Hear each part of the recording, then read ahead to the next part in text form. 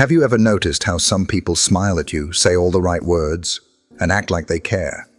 Yet deep down, something feels off.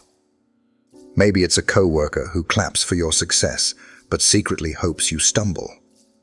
Maybe it's a friend who listens to your struggles but feels a spark of joy when you fail. Or maybe, and this is the hardest one to accept, it could even be someone in your own family. The truth is, not everyone who stands beside you is standing with you. And the most dangerous kind of enemy isn't the one who openly opposes you. It's the one who hides behind a mask of care, the one who pretends to cheer for you while secretly rooting against you. This video is about shining light on that darkness. Today, I'm going to reveal 5 clear signs that someone actually hates you but pretends to care. And once you know these signs, you'll never see people the same way again. But before we dive into the signs, let's pause for a moment and think, why does this matter? Because life is too short to waste your trust on people who secretly hope for your downfall. The Stoic philosophers thousands of years ago already warned us, don't judge people by their words, but by their consistent actions. Epictetus once said, if someone tells you you've been harmed, consider first whether you've truly been harmed. What he meant was, the real harm isn't in what others do. It's in whether we let their hidden intentions go unnoticed, unchecked, and allowed into our hearts. When someone pretends to care but harbors envy or resentment, they drain your energy, sabotage your peace, and sometimes, without you realizing, influence your choices in destructive ways. Think about it. How many dreams have been delayed? How many steps backward taken because we trusted the wrong voice, the wrong advice, the wrong friend? Here's the hard truth. People like this are everywhere. They exist in workplaces where competition runs silently like a river beneath the surface. They exist among friends, where jealousy hides behind laughter and compliments. They even exist in families, where love is supposed to be unconditional, but sometimes turns into rivalry, bitterness, or control. Now, you might be thinking, why would someone who claims to care about me actually want me to fail? It often comes down to insecurity. Your growth threatens them. Your light exposes their shadows. Your progress reminds them of the progress they haven't made. And instead of rising with you, they secretly wish for your fall. But here's the good news. Once you can see these people clearly, they lose their power. Their mask no longer fools you. Their hidden resentment no longer infects your spirit. You become free. Free to protect your peace. Free to choose your circle wisely. And free to walk your path without the weight of silent enemies pretending to be friends. So in this video, we're going to uncover those 5 signs, subtle but powerful clues that reveal someone's true feelings toward you. As you listen, I invite you not just to think of others, but also to reflect on your own relationships. Who are the people that truly want the best for you, no matter what? And who are the ones that smile, but secretly hope to see you fall? This isn't about living in paranoia or cutting everyone out. Stoicism teaches us balance. It teaches us to observe with calm, to judge with clarity, and to act with wisdom. The goal here isn't anger or revenge. The goal is awareness, because awareness protects your energy, preserves your inner peace, and keeps you aligned with the life you are meant to live. Let me ask you this. Have you ever shared good news with someone, only to feel their smile didn't quite reach their eyes? Have you ever walked away from a conversation wondering why you suddenly felt smaller, less confident, or even guilty for your success? That's not an accident. That's a signal. And if you've felt it before, then you know how important it is to understand the truth we're about to uncover together. So, stay with me, because by the end of this video, you'll have a sharper eye and a stronger heart. You'll be able to see through the mask of false concern and recognize the difference between genuine care and hidden resentment. And once you can do that, you'll find more peace, more freedom, and more strength than you realized was possible. This is more than just a list of signs. This is about reclaiming your power, your boundaries, and your ability to choose who deserves a place in your life.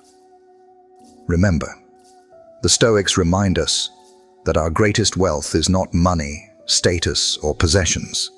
It is peace of mind, and peace of mind comes from knowing who to trust and who to let go. So let's dive in. Here are the 5 signs someone hates you, but pretends to care. Sign 1. Backhanded compliments. Let's start with the first sign. Backhanded compliments. On the surface, they sound like praise, but deep down, they carry a sting. It's the kind of kindness that leaves you questioning yourself instead of feeling uplifted. Think about it. Have you ever had someone say something like, "Wow, you've done so well for someone with your background"? Or maybe, "I love your house. It's so nice. Though I'm surprised the bank even gave you the loan." It looks like encouragement. But really, it's a dagger wrapped in silk. The dangerous part about backhanded compliments is that they don't attack you directly. Instead, they plant seeds of doubt in your mind. And those seeds can grow if you're not careful.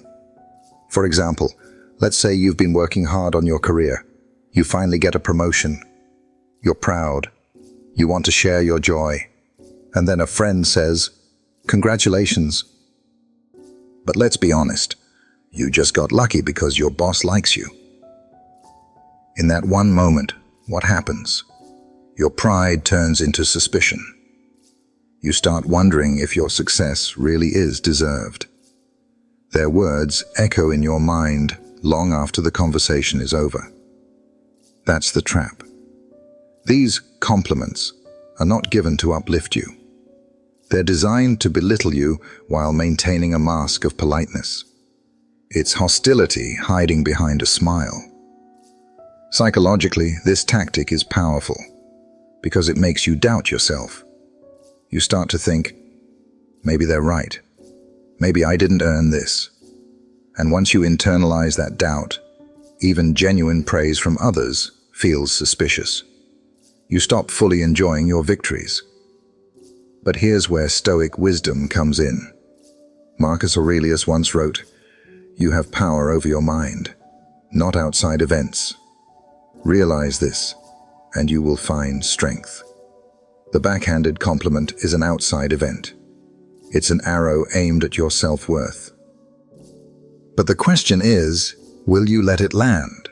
The Stoic solution is simple, though not always easy. First, you must recognize these words for what they are: weapons, not truths. They are reflections of the other person's envy, insecurity, or resentment, not reflections of your value. When someone slips a dagger into their compliment, understand that it reveals more about them than it does about you. It shows you where their heart is, troubled, insecure, unable to celebrate another's success without feeling smaller themselves. Second, don't internalize it. You're not obligated to carry the weight of someone else's poisoned words. Just because they hand you a gift wrapped in a smile doesn't mean you have to accept it. Imagine setting it down, untouched. Their words don't belong to you. Third, return to what the Stoics always emphasized. Focus only on what you can control. You cannot control whether someone hides jealousy in their praise.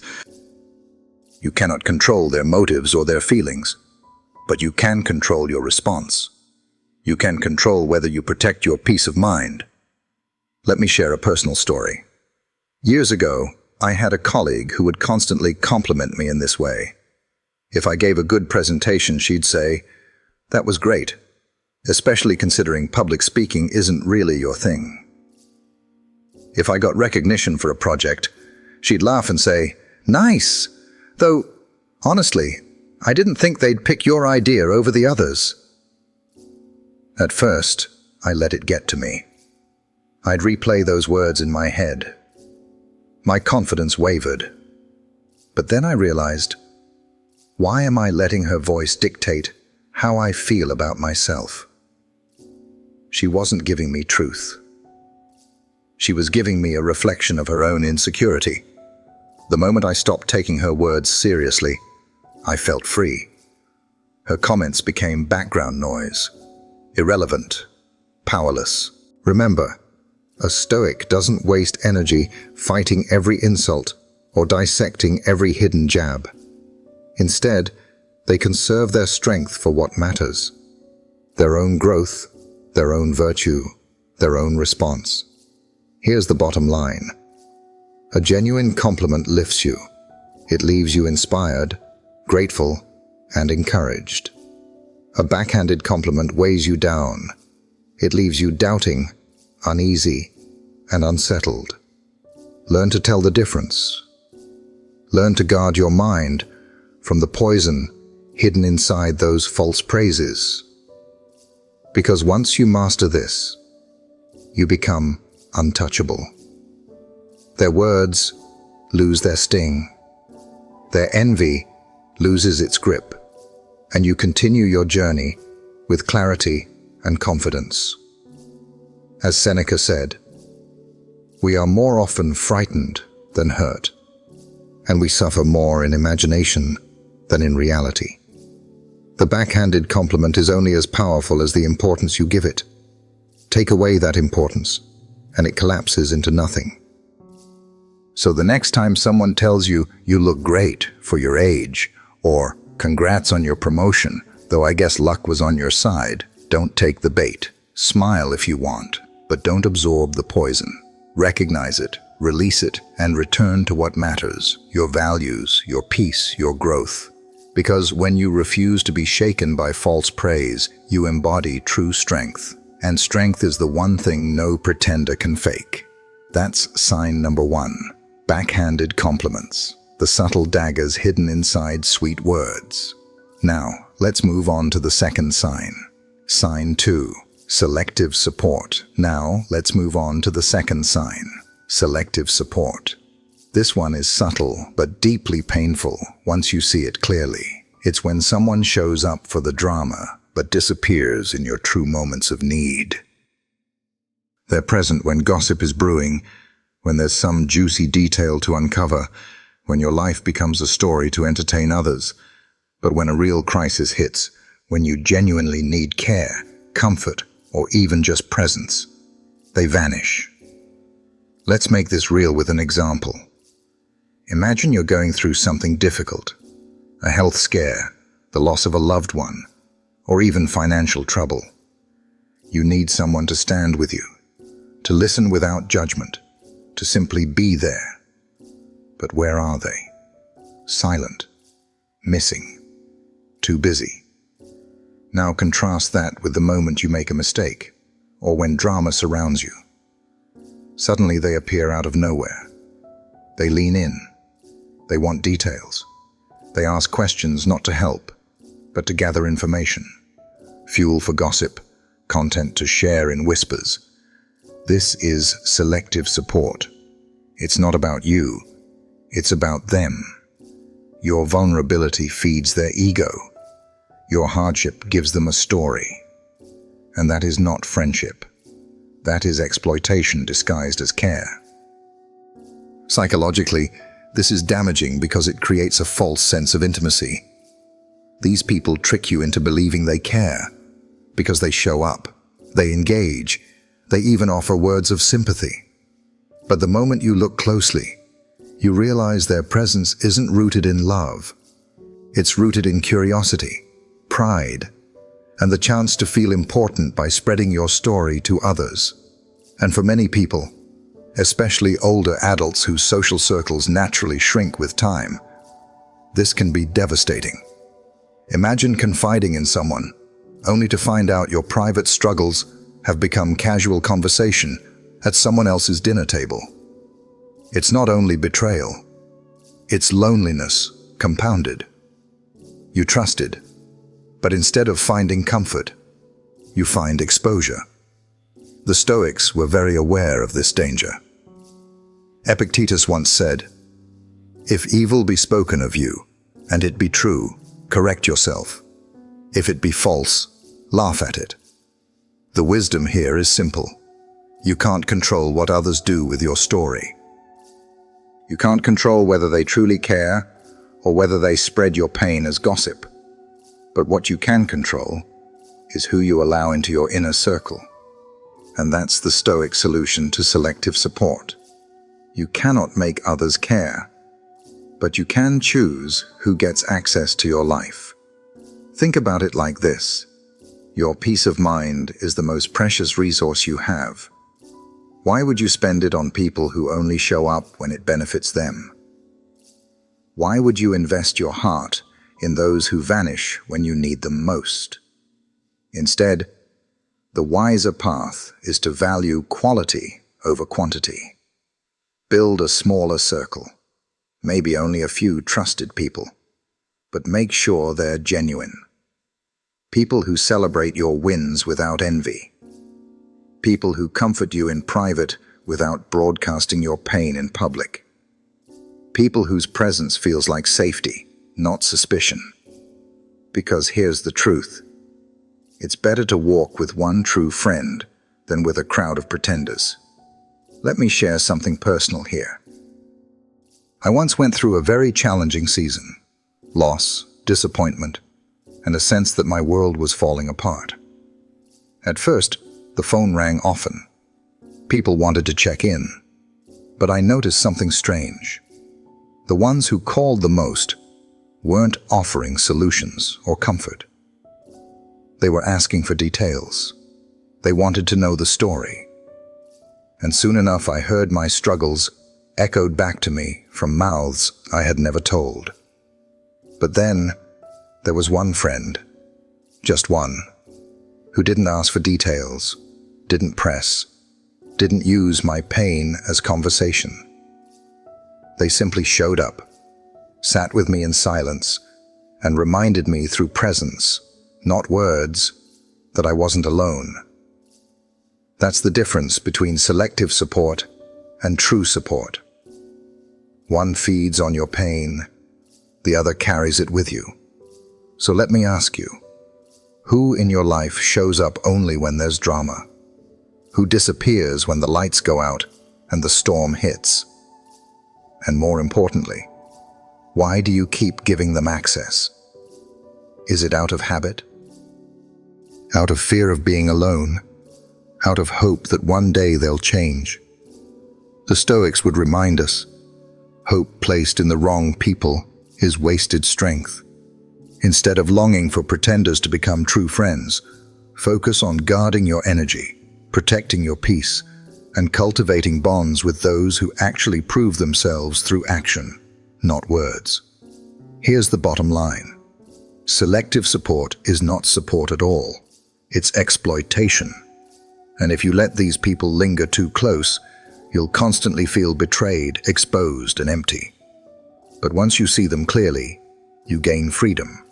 Because now you can choose. You can choose to step back, to set boundaries, to stop handing your story to people who only want to trade it like currency. Marcus Aurelius put it beautifully. Associate with those who will make a better man of you. Welcome those whom you yourself can improve. That's the essence of genuine support. It's mutual. It's uplifting. It's rooted in growth and peace. So the next time you notice someone who rushes in when there's drama but is absent when there's real crisis, recognize them for what they are. Don't get angry. Don't waste energy on revenge. Simply stop feeding the illusion. Stop giving them the power of your trust. Instead, invest in the few who have proven themselves. Those who don't need your pain to feel important. Those who don't vanish when you cry. Those who stand quietly, consistently, faithfully, even when there's nothing in it for them. That is real friendship. That is genuine support. And once you learn to distinguish between the two, your life becomes lighter. Your circle becomes smaller, but your peace becomes stronger. And at the end of the day, peace of mind is worth far more than 1,000 fake friendships. That's sign number 2, selective support. The ones who appear for gossip but disappear when you truly need them. Spot them, step back, and protect your inner peace. Now, let's move on to sign number 3. Sign 3, information harvesting. The third sign is perhaps the most cunning of all.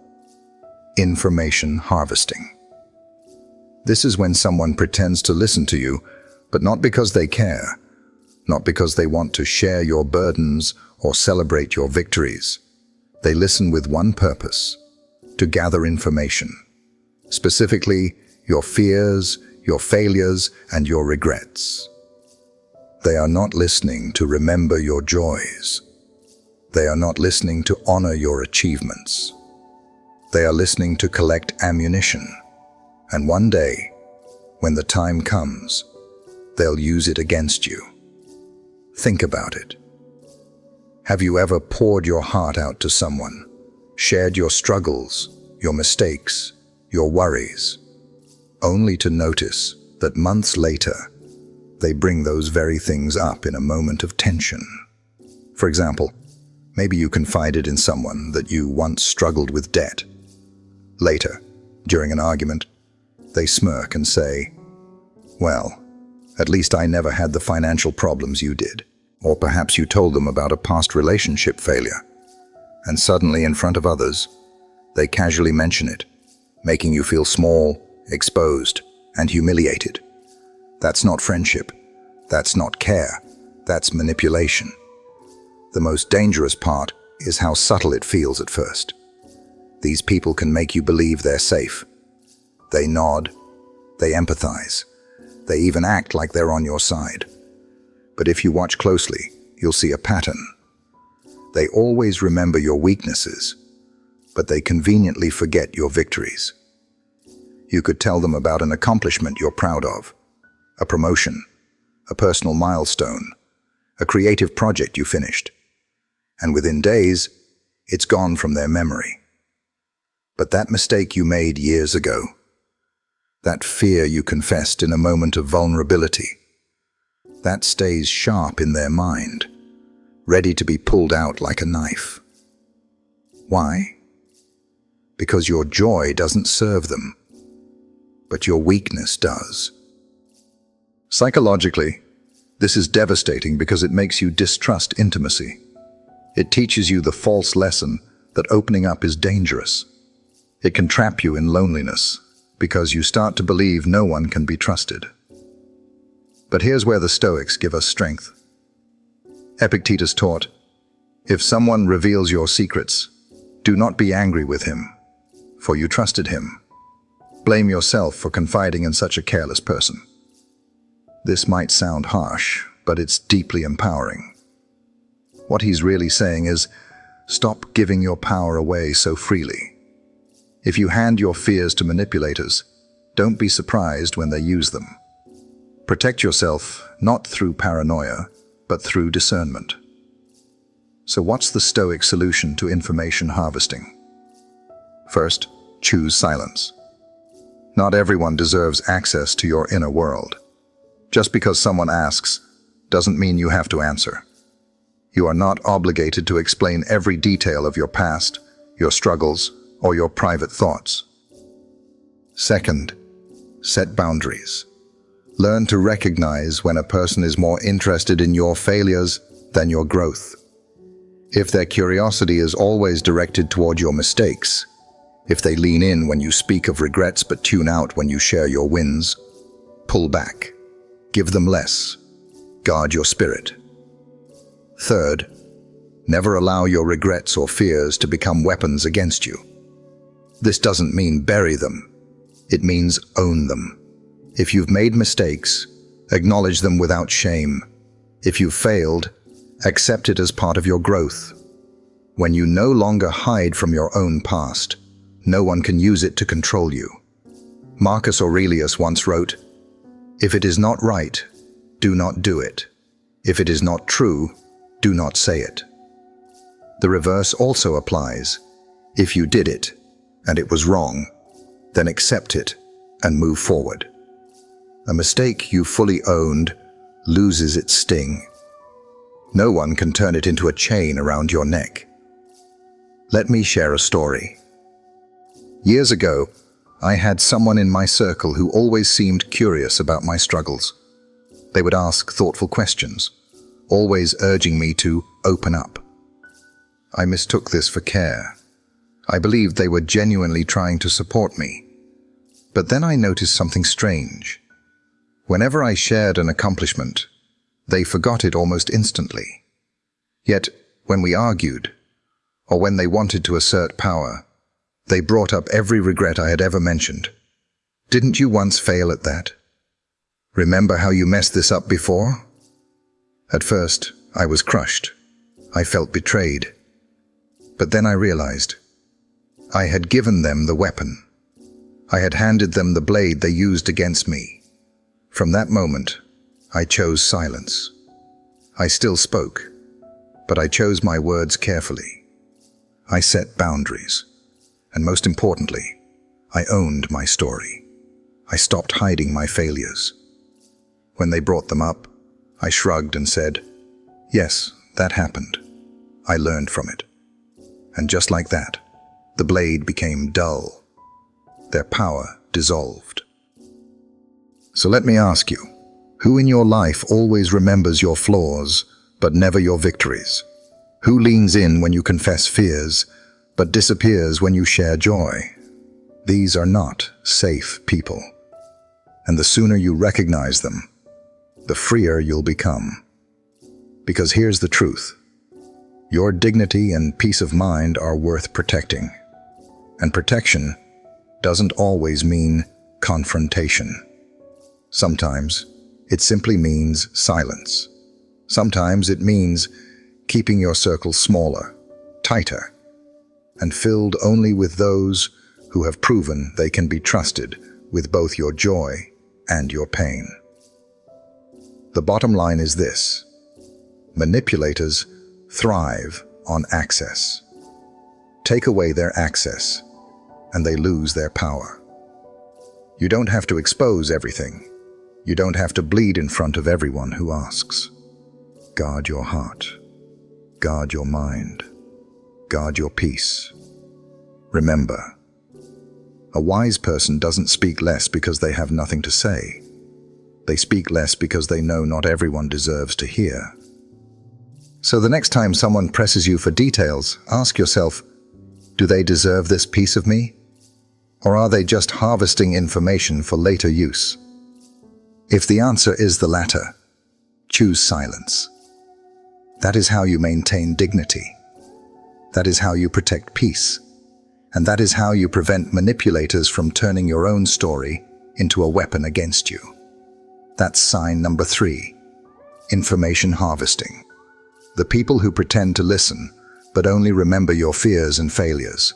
Recognize them, limit their access, and you'll find freedom in your silence.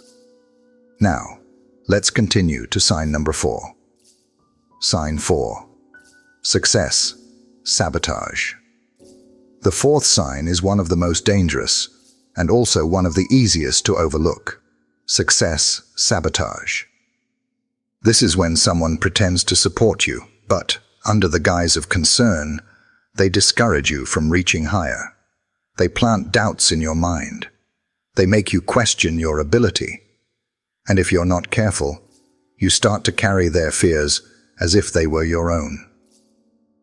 Now, let's paint the picture. You finally share a big dream. Maybe it's starting your own business, going back to school, writing a book, or simply taking on a new challenge at work. You're excited. Your energy is high. You're ready to take the leap. And then comes the response. Are you sure? That sounds really risky. That's way too ambitious for someone like you. Most people fail when they try things like that. At first, it sounds like they're looking out for you. But if you look closer, you'll see the truth. Their words aren't rooted in love or wisdom. They're rooted in fear. Fear they've never conquered themselves. These kinds of supporters often disguise their sabotage with kindness. They'll say things like, "I just don't want to see you get hurt," or "I'm only saying this because I care." But what they're really doing is projecting their own limitations onto you. And the result? You start doubting yourself. You start asking, what if they're right? What if I'm not capable? What if I fail? That's how success sabotage works. It doesn't block your path with a wall. It places seeds of hesitation in your mind until you start building the wall yourself. Here's the danger. If you internalize these voices, you'll begin shrinking your dreams to match their fears. You'll play small because they told you greatness was unrealistic. You'll settle for less because they convinced you aiming higher was too much. Psychologically, this is devastating. Because when you abandon your potential to satisfy someone else's comfort zone, you're not just giving up on opportunities, you're giving up on yourself. But here's where Stoicism gives us clarity. Marcus Aurelius once wrote, "You have power over your mind, not outside events. Realize this, and you will find strength."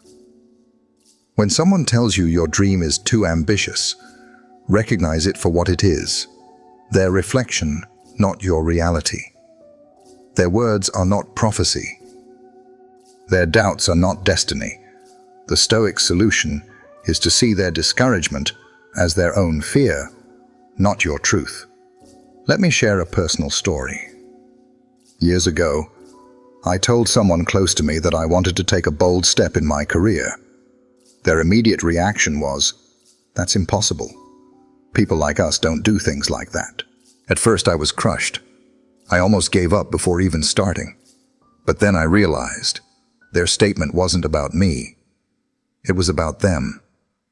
It was about the limits they had placed on their own life, the ceilings they had built for themselves. And I made a decision that changed everything. I refused to let their ceiling become my roof. I decided their fear would not dictate my future. And looking back, that was one of the most liberating choices I've ever made. So let me ask you, how many times in your life have you held back because someone else told you you can't?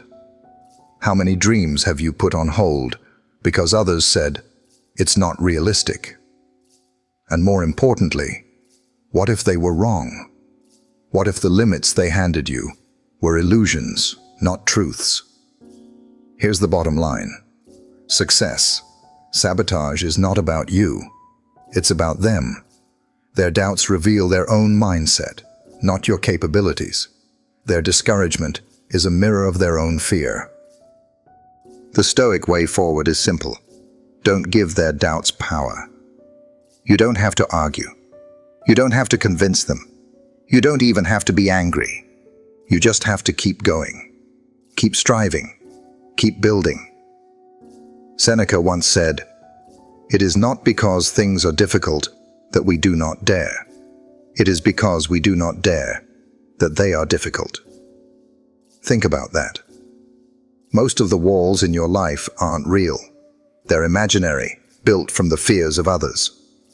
So the next time someone says, "That's too ambitious," hear it for what it is, their own voice of limitation. The next time they tell you, "You're not capable," translate it correctly. "I wasn't capable, and I can't imagine you are." But you are. You are capable of far more than the doubters will ever believe. And here's the beautiful part. The moment you stop letting their fears define you, you reclaim your growth. You step into the arena of your own potential. And when you succeed, not if, but when, you'll see clearly that their words were never about you. Let me leave you with this. Beware of those who sabotage your success with disguised concern. Respect them if you must, but do not let them steer your life. Because your journey is not meant to be lived inside someone else's fear. It's meant to be lived fully, courageously, relentlessly, guided not by doubt, but by your own values and vision. That's sign number 4. success, sabotage. The doubters who cloak their fear as care.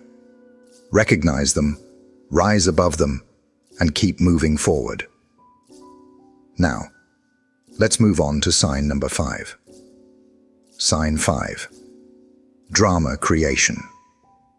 The 5th and final sign is perhaps the most toxic of them all. Drama creation. This is when someone deliberately stirs chaos, not because they want truth, not because they want peace, but because they want power. They thrive in conflict. They spread half-truths, twist your words, pit people against each other, and yet they play the role of the peacemaker, pretending they're just trying to help. You've probably seen it before. Someone whispers one thing to one person, another version to someone else, and then sits back to watch the sparks fly. And when the fire erupts, they stand in the middle, acting like the hero who wants everyone to calm down. But make no mistake, they lit the match in the first place. Why do they do this? Because chaos gives them significance. As long as there's drama, they feel important. They get to be at the center of attention, the person everyone comes to for clarity, the one who suddenly feels powerful because others are divided. It's not care. It's control. And it's one of the clearest signs of hidden hatred. The danger here is that it destroys trust. And trust is the foundation of every healthy relationship. Without trust, families fracture, friendships collapse, workplaces turn toxic. And for older adults especially, those whose social circles naturally grow smaller with time, the effects can be devastating. Imagine depending on a handful of relationships, only to realize one of those people is actively poisoning the well. The gossip they spread isolates you. The division they create leaves you alone. That loneliness, that sense of betrayal, is one of the deepest pains a person can endure. The Stoics would tell us, don't join their chaos. Don't add fuel to their fire. Don't even step into their game. Marcus Aurelius wrote, "The best revenge is not to be like your enemy." And when it comes to drama, the best response is disengagement. When someone brings gossip to you, recognize it for what it is: bait. They want you to bite, to react, to spread it further. The moment you refuse, their power weakens. Here's the Stoic solution. First, limit what you share. Not everyone needs to know your story, your struggles, or your private life. Drama creators live off information. The less they have, the less they can twist. Second, refuse to be their audience. When they come with gossip, don't encourage it. Don't nod. Don't ask for more details. Simply let it die in silence, because drama can't survive without an audience. Third, invest in relationships built on respect and loyalty. Give your time and energy to the people who prove themselves trustworthy, not the ones who thrive on division. Let me share a story. Years ago, I worked with someone who always seemed to be in the middle of conflicts. At first, I thought they were just unlucky, always caught in the storm. But over time, I realized something important. They were the storm. They would repeat things said in confidence, but slightly altered, just enough to cause tension. They'd frame themselves as the mediator, but without them, there would have been no conflict to mediate. At first, I tried confronting them. I tried defending myself. But the more I engaged, the stronger they became. It was only when I chose silence, when I stopped reacting, that their grip weakened. Eventually, people saw through the mask, and the peace that followed was worth every ounce of restraint. So let me ask you, who in your life seems to thrive on conflict? Who always has a story to tell about someone else, but never seems to build peace without first creating chaos? If you can name that person, you've already taken the first step toward freedom. Because awareness gives you the power to step back, set boundaries, and stop feeding their fire. Here's the bottom line. Drama creators are not peacekeepers. They are chaos makers. And the more you play into their games, the more power you give them. But the moment you choose not to engage, their control evaporates. Their gossip finds no echo. Their half-truths fall flat. Their manufactured chaos dissolves into silence. Epictetus once said, "It's not what happens to you, but how you react to it that matters." Drama creators want you to react. They want you to be pulled into their storm. But you always have a choice. You can choose calm. You can choose peace. You can choose to walk away. So the next time someone tries to stir conflict in your life, remember, you don't owe them your energy. You don't owe them your attention. Protect your peace. Build your circle on loyalty and respect. And let the chaos makers be trapped in the chaos they create. That's sign number 5, drama creation. The people who sow division while pretending to be your allies. Don't join them. Don't fuel them. Instead, choose peace, choose loyalty, and choose relationships that lift you higher. We've now walked through the 5 signs, 5 subtle but powerful ways someone can pretend to care while secretly working against you. And as you think back on them, one truth becomes clear. Fake friends are not harmless. They drain your energy, they sabotage your confidence, and they erode the foundation of trust that every meaningful relationship depends on. The most dangerous enemy isn't always the one outside your walls. It's the one sitting inside, smiling at you, while quietly dismantling your defenses. Think about it. How many times in your life have you felt the sting of a backhanded compliment that made you doubt yourself, or confided in someone, only to realize later they harvested your secrets as weapons? How often have you been discouraged by people cloaked in concern, or found yourself tangled in drama that you never started but somehow got dragged into? It's exhausting. It chips away at your peace of mind. And if you allow it to continue unchecked, it leaves you feeling isolated, powerless, and betrayed. But here's the Stoic reminder. You are never powerless. You may not control who pretends to care, but you absolutely control how much access you give them. The solution isn't to become bitter. It isn't to shut yourself off from the world.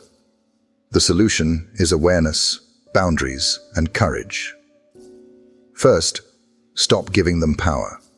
You don't have to hand over your secrets, your fears, your hopes, or your dreams to people who have proven they don't handle them with care. Just because someone asks doesn't mean you owe them an answer. Second, protect your peace, your mind, your dignity, your sense of calm. These are treasures, and like any treasure, they need guarding. When you withhold access from those who drain you, you preserve your energy for those who actually deserve it. Third, invest in authentic bonds. Instead of scattering your trust to dozens of pretenders, give it to the few who prove themselves loyal. People who celebrate your wins without envy. People who sit with you in silence during hard times. People who never need gossip, half-truths, or drama to feel important. Because one loyal friend, one true ally, is worth more than 100 smiling traitors. This truth is as old as philosophy itself. Seneca once said, "One of the most beautiful qualities of true friendship is to understand and to be understood." Notice what he didn't say. He didn't say to be entertained or to be exploited, or to be managed like a pawn in someone else's game. True friendship is built on respect, on loyalty, on the kind of honesty that makes both people stronger, and you deserve nothing less. So here's the final question I want you to ask yourself. Who in my life is truly for me, and who is only pretending? It's not an easy question, because sometimes the answers hurt. Sometimes it means stepping back from people you've known for years. Sometimes it means walking away from circles you once thought were family. But remember this: peace is better than pretense. Truth is better than illusion. And one true friend will give you more strength, more joy, and more stability than a crowd of counterfeit companions ever could. Let me share a personal reflection. Years ago, I had a large circle. I thought the more friends I had, the stronger I would feel. But when challenges came, when life tested me, I realized something profound. Numbers mean nothing if loyalty is missing. Out of dozens, only a few stood firm. And those few, just 2 or 3, were enough to carry me through storms that 100 smiling faces would have abandoned me in. From that moment on, I stopped chasing numbers. I stopped handing access to anyone who wanted it. I began choosing carefully, listening closely, watching not just for words, but for consistency. And life became lighter, clearer, more peaceful. And that is what I want for you. Because in the end, this isn't just about spotting fake friends. It's about reclaiming your power. It's about drawing boundaries that honor your dignity. It's about building a circle of relationships that actually sustain you instead of draining you. Remember the Stoic wisdom. Your peace of mind is within your control. It's not something others give you. It's something you guard, moment by moment, choice by choice. So don't let pretenders rent space in your life. Don't let their doubts, their gossip, or their chaos define your path. Protect your energy, protect your spirit, and surround yourself with those rare, beautiful souls who truly walk with you. That's the final message. Better one loyal friend than 100 smiling traitors. If this video spoke to you, take a moment to reflect. Who are the genuine people in your life? And who are the pretenders? Share your thoughts in the comments. I'd love to hear your story. And if you found value here, don't forget to like this video, subscribe to the channel, and hit the notification bell, so you never miss another step on this stoic journey towards strength, clarity, and peace. Because the more we learn to spot falsehood, the closer we come to living with truth. And the closer we live with truth, the freer we become.